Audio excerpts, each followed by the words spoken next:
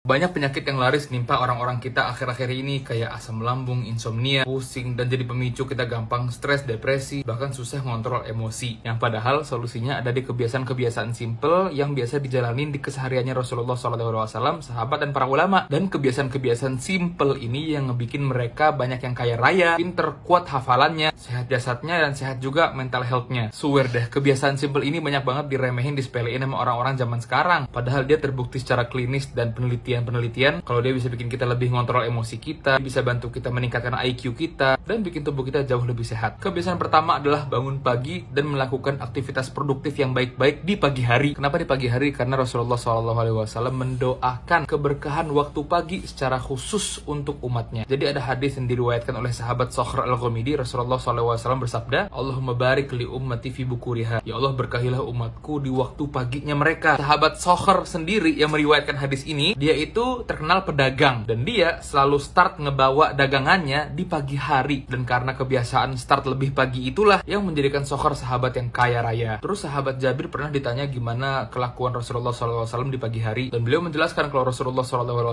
itu nggak langsung beranjak dari tempat duduknya seusai sholat subuh sampai matahari terbit, diisi dengan zikir dan nggak dengan tidur subuh. Biasain juga untuk selalu mandi di pagi hari supaya seger, pakai sabun yang dingin dan pakai baju terbaik kita untuk beraktivitas, ditambah selalu menjaga wudhu dan mengapply wewangian ke tubuh kita, karena itu termasuk dari sunnah dan termasuk dari hal-hal yang mendukung aktivitas kita lebih produktif. Para ulama bahkan mengkhususkan pagi hari itu untuk diisi dengan bacaan Al-Quran supaya hari kita jadi lebih berkah, dan karena dia waktu terbaik untuk menghafal. Lalu kebiasaan simple yang kedua, ketika kita beraktivitas di hari kita, kelilingilah diri kita dengan orang-orang yang positif dan berprinsip baik. Sebagaimana kata pepatah Arab, as-sahibu sahib, teman dekat itu saling tarik menarik. Sebagaimana Rasulullah SAW itu bersabda kalau seseorang itu tergantung pada siapa teman dekatnya. Dan kebiasaan sepele yang ketiga yang dia pengaruh banget ke mental health kita, ke kinerja otak kita, yaitu tidur cepat. Yes, Rasulullah SAW itu tidurnya cepat. Disebutkan dalam hadis kalau Rasulullah SAW itu benci tidur sebelum Isya atau begadang setelah Isya. Kenapa sih tidurnya buru-buru amat Rasulullah SAW? Karena beliau benci tidur abis maghrib, takut kebablasan Isyanya, dan takut juga gadang habis Isya supaya nggak kebablasan untuk tahajud di akhir malamnya. Dan ternyata ada penelitian juga loh yang resmi kalau kurang tidur itu dapat membuat bagian otak yang namanya amigdala jadi lebih aktif. Apa itu amigdala? Yaitu saraf yang fungsinya untuk mengendalikan emosi, termasuk mengendalikan keinginan kita untuk marah. Makanya kurang tidur itu berdampak banget pada meningkatnya emosi kita dan ketidakmampuan untuk mengendalikan perasaan yang buruk. Pantesannya zaman Rasulullah SAW dan para sahabat, para ulama itu sabar-sabar orangnya. Dan sekarang kita ada di zaman yang orang itu banyak yang dikit-dikit emosi, dikit-dikit sensitif, dikit-dikit ngerasa dia yang paling kesindir. Mungkin dari kebiasaan simple tadi bisa banyak mengubah hidup kita jadi lebih baik.